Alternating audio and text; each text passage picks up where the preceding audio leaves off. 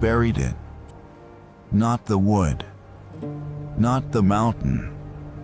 Not the water. They buried the question. For thousands of years, the most powerful institutions on earth looked at the same story and said the same thing. Don't ask too many questions. But I was there. I felt the rain before anyone else believed it was coming. I heard the silence after, when every voice that laughed at me was gone. They called me a madman, a myth, a metaphor. But here is what no one tells you.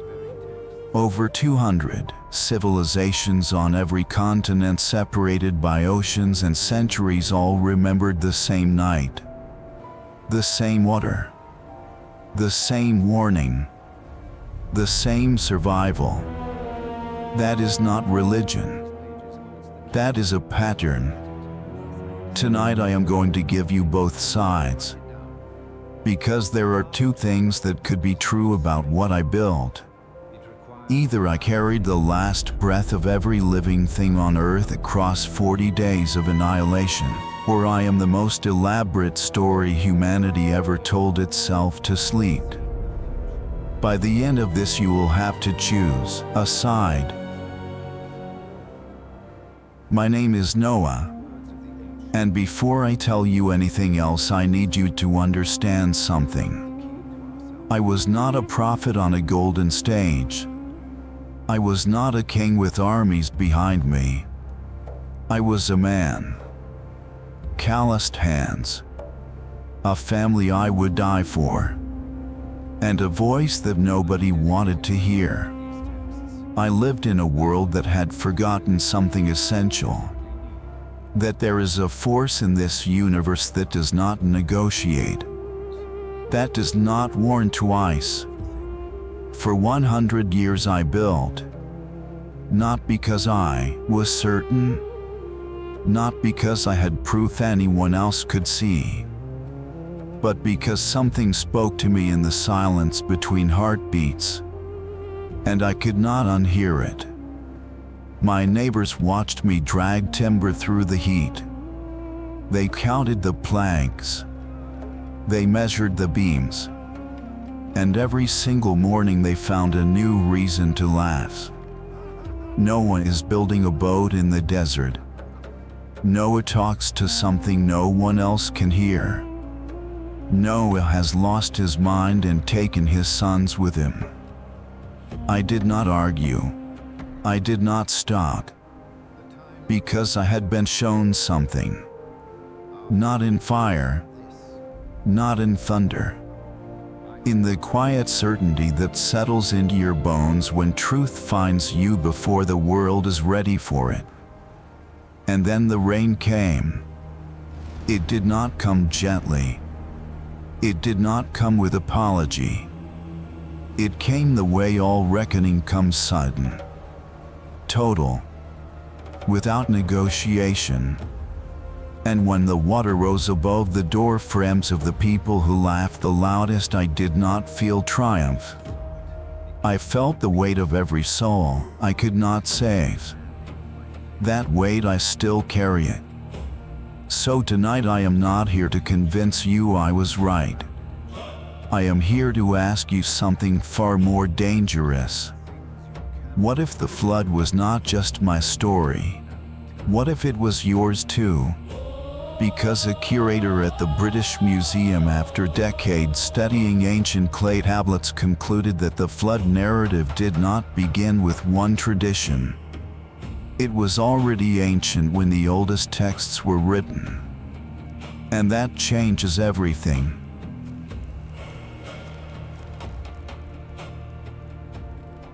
Let me tell you what the academics don't put in their headlines. When explorers began mapping the world's oldest civilizations, they expected diversity. They expected each culture to have its own separate mythology, its own gods, its own cosmology. What they found instead stopped them cold. The Sumerians had it. The ancient Greeks had it. The Hindus had it. The Maya had it. The Aboriginal Australians had it. The Chinese had it. The Native Americans, dozens of separate tribes, each had their own version of the same story. A great flood. A divine warning. One family chosen. A vessel built. Animals preserved. A world reborn. Over 220 cultures worldwide. Separated by oceans. Separated by centuries. Separated by languages that share not a single word in common. And yet the same story. Tell me, what are the odds of that? I will tell you what the skeptics say. They say humans naturally fear water. They say coastal flooding was common.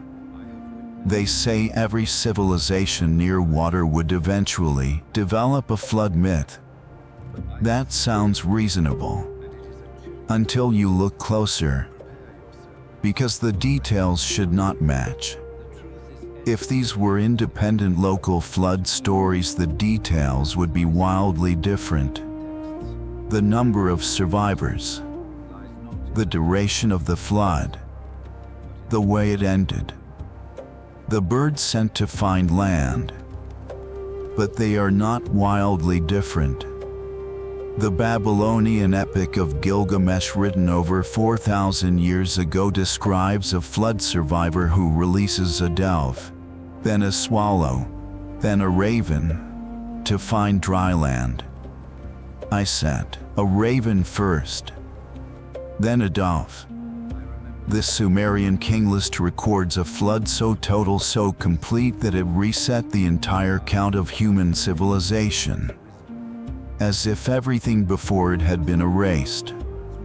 The ancient Hindu text, the Shatapatha Brahmana, describes a man warned by a divine force. Build a ship.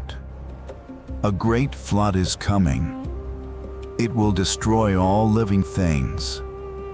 He built. He survived. He repopulated the earth. Different name. Different ocean. Same mission. Now sit with something uncomfortable. These civilizations had no internet. No trade routes connecting Aboriginal Australia to ancient Mesopotamia to the highlands of Peru. No way to share a story across those distances. And yet they shared it anyway. The only explanation that does not require you to believe in coincidence on an astronomical scale is that they all remembered the same event. Not a myth passed between neighbors. A memory carried in the blood of every human being who survived. Because we all came from the same water. We all came from the same moment of almost extinction. And somewhere in the oldest part of every human mind, the flood is still remembered. That is not mythology. That is convergent memory. And no scholar alive has been able to fully explain it away.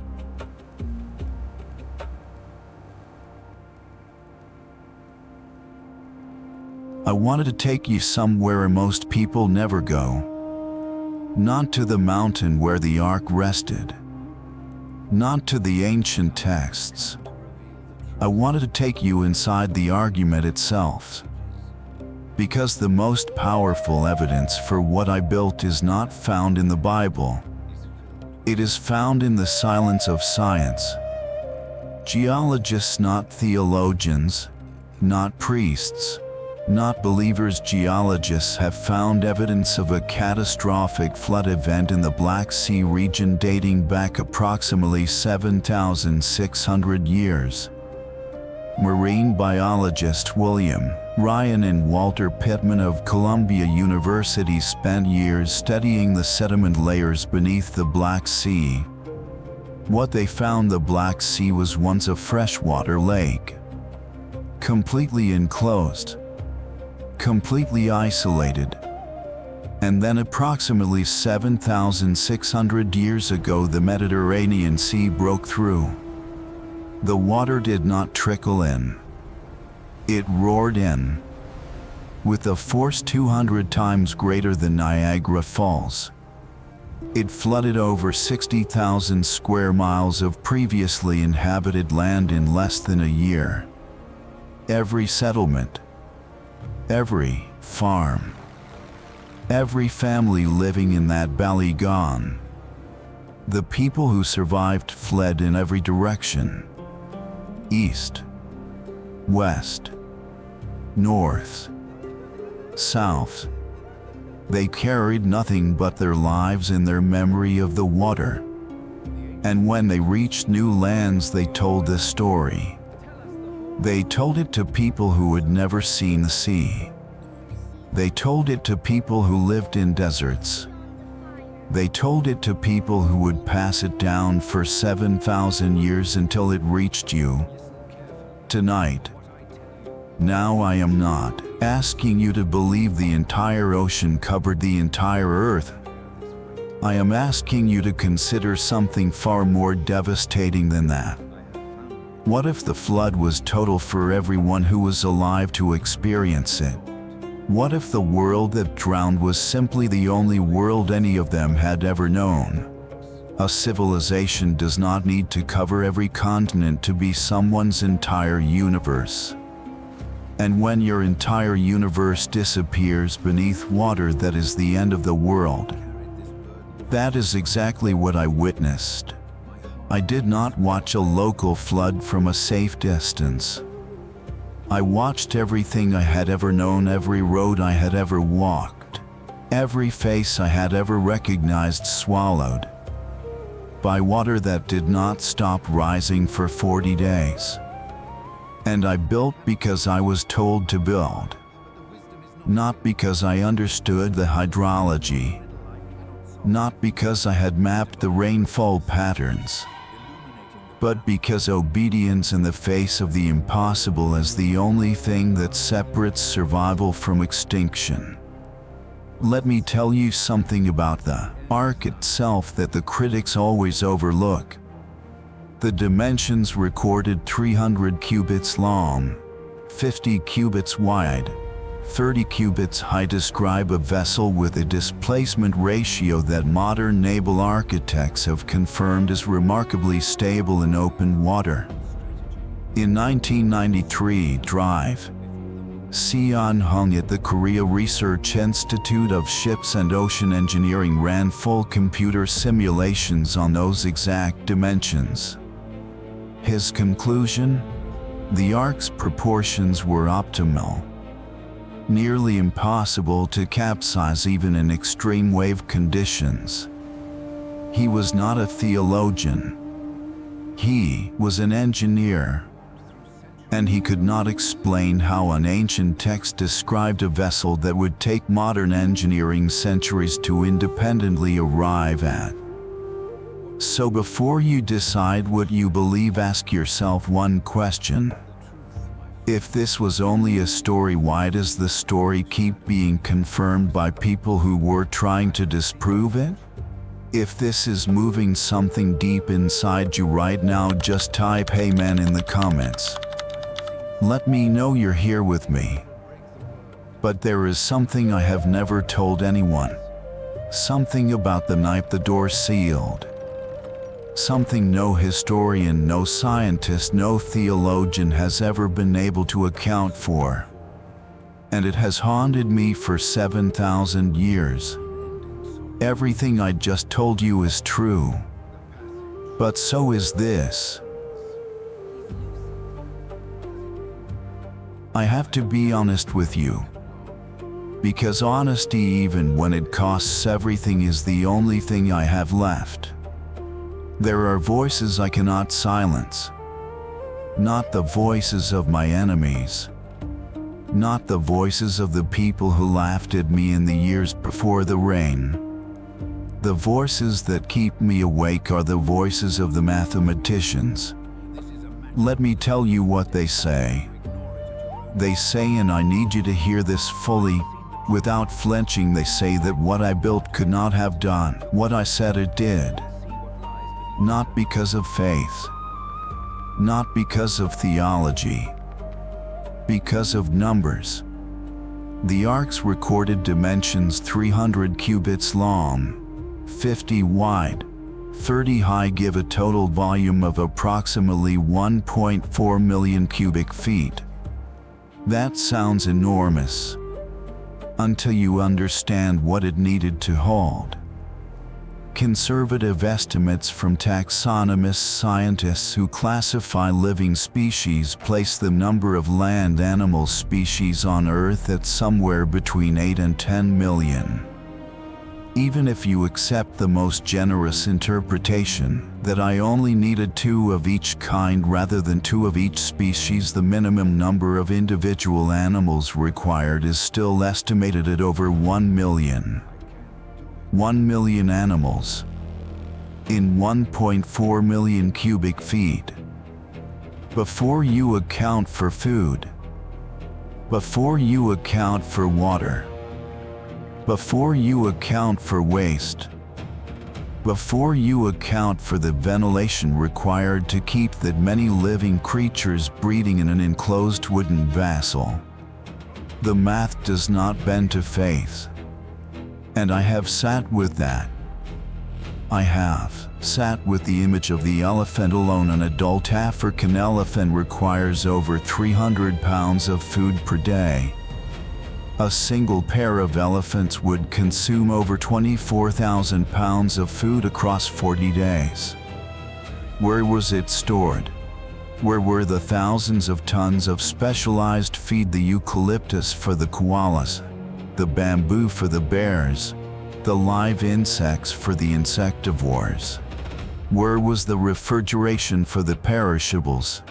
Where were the systems to manage disease outbreak when you pack 1 million animals into a space the size of a modern cargo ship?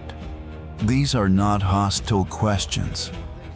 These are the questions of every biologist, every physicist, every engineer who has looked at this story with genuine curiosity and walked away with their head in their hands. And then there is the water itself. A flood covering the entire Earth, including Mount Everest, which stands over 29,000 feet above sea level, would require approximately 4.5 billion cubic kilometers of water. Our planet currently holds approximately 1.3 billion cubic kilometers of water in all its oceans, ice caps, and atmosphere combined. The numbers are not close. Where did the extra 3.2 billion cubic kilometers come from? And perhaps more critically, where did it go? Water does not disappear. If a flood of that magnitude had occurred, the geological evidence would be unmistakable, undeniable, universal. And while there is evidence of regional catastrophic flooding, the global, simultaneous, total inundation described in the text has not been found in the rock layers beneath our feet. I am not telling you what to believe. I am telling you what the earth itself is saying. And the earth, in the language of sediment and stone, tells a story that does not perfectly align with mine. Now I need you to stay with me, because this is the moment most documentaries cut away. This is the moment they choose a side and stop asking questions. I am not going to do that. Because the question underneath all of this is not whether the water covered Everest.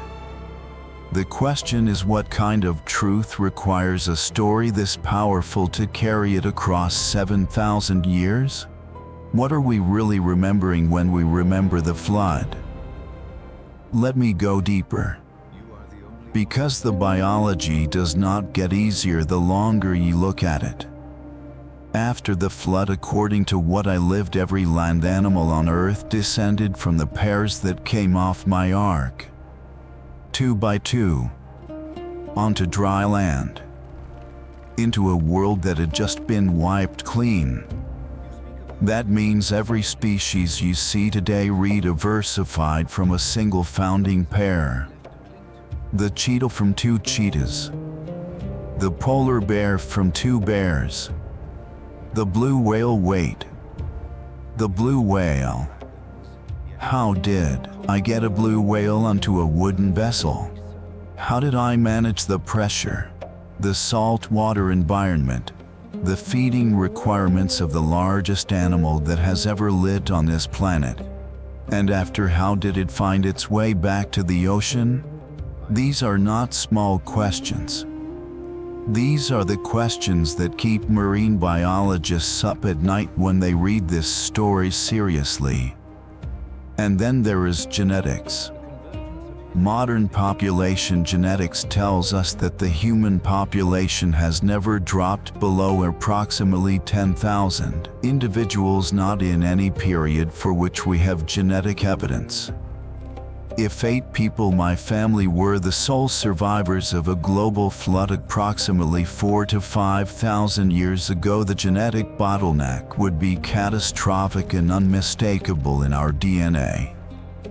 It is not there. The diversity in human genetics today, the variation in our immune systems, our blood types, our inherited disease resistance points to a population that has been large and diverse for far longer than 4,000 years. Science is not saying the flood did not happen. Science is saying if it happened the way the text describes, we would see the evidence written into every cell of every human body on earth. And we do not. I have wrestled with this longer than you know, because I was there. I remember the faces of my sons. I remember my wife's hands gripping the side of the ark when the first great wave hit. I remember the sounds that came from outside the hull in the first hours that I have never spoken of, that no text has ever recorded. Because some things you carry alone, and I have carried them for 7,000 years. Which is why when someone tells me the story is simply impossible, I do not get angry. I get quiet. Because I know something they do not. I know what it feels like to believe something completely and still not be able to prove it to anyone else. That question was not asked of me. It was asked of every person who has ever looked at this story and demanded a simple answer.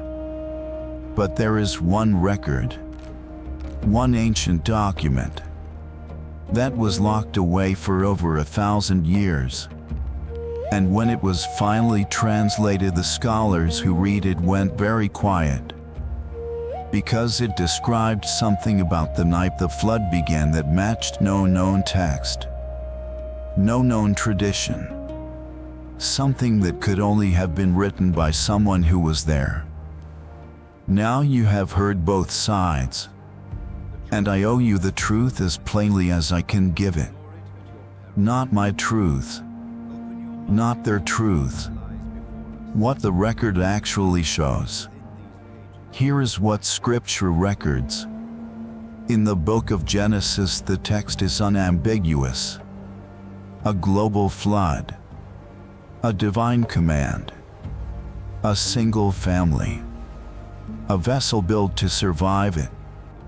That is what the oldest version of this story says. That has never changed across thousands of years of translation. Now here is what science records. Catastrophic regional flooding confirmed. The Black Sea event confirmed. Flood narratives across 200+ cultures confirmed. Naval architecture consistent with ancient dimensions confirmed. global simultaneous inundation covering all mountain ranges not confirmed by current geological evidence. Genetic bottleneck consistent with 8 survivors not found in current human DNA data. Capacity to house 1 million animals in the recorded dimensions mathematically contested. These are the facts. Neither side is hiding them. Both sides are interpreting them. And that is the most important thing I can tell you tonight. Because here is what 2,000 years of scholarship has taught us about this story. It cannot be fully proven. And it cannot be fully disproven. Every time a scientist finds a reason to dismiss it, another scientist finds something in the sediment, in the genetics, in the architecture, in the cultural record that refuses to let it die. And every time a believer declares it settled, another question rises from the data like water finding its own level. This story has survived every attempt to bury it. From the skeptics who called it primitive mythology, from the fundamentalists who demanded it be taken only one way. It has outlasted empires. It has outlasted the civilizations that first told it. And it is still here. Tonight. In your ears. In your mind. Which means regardless of what you believe, it is doing something that very few stories in human history have ever managed to do. It is making you think. It is making you feel. It is making you ask what is true? And that is not nothing. That is everything. Because the flood, whether it covered the earth or only the world of everyone alive to witness it, changed something in the human story that has never been changed back. It drew a line between before and after. It said there are consequences to how we live. There is something in this universe that is paying attention. And there is always one person who builds while everyone else laughs. Maybe that person was me. Maybe the next time the rain comes it will be you. If you believe someone you love needs to hear this today, share this video right now. That's your blessing to give them. Everything you heard today comes from the Book of Genesis, King James Bible. Drive, Irving Finkel, The Ark Before Noah, British Museum, 2014. William Ryan and Walter Pitman, Black Sea Flood Research, Columbia University. Drive, Seon Hong, Korea Research Institute of Ships and Ocean Engineering, 1993. The Epic of Gilgamesh, Babylonian cuneiform tablets. The Shatapatha Brahmana, ancient Hindu Vedic text. Full links and references are in the description below. Now you know what I know. You have heard the evidence that says it happened. You have heard the evidence that says it could not have happened the way I described. And somewhere between those two things is the truth you are going to have to find for yourself. That is not a weakness of this story. That is its power. Because the flood was never really about water. It was about the choice that comes before the water. The choice to build when building makes no sense. The choice to believe when belief has no proof. The choice to keep going when every voice around you is telling you that you have lost your mind. I made that choice. And I have never been able to fully explain it to anyone who wasn't there. But you have been sitting with me for 30 minutes tonight. You have heard what happened. You have heard why it might not have. And now it is your turn.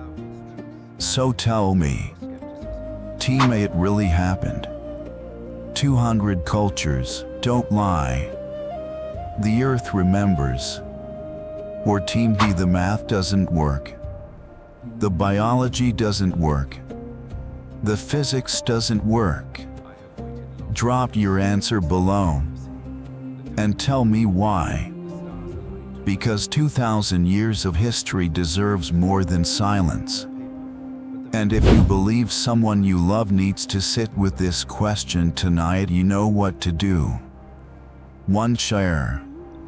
One conversation. One question that might change everything. As for me, I have told you everything I can. The rest is between you and the rain. If you believe truth deserves to be heard, you know what to do. Next time we go inside another story they told you was settled. It is not settled. Nothing ever really is.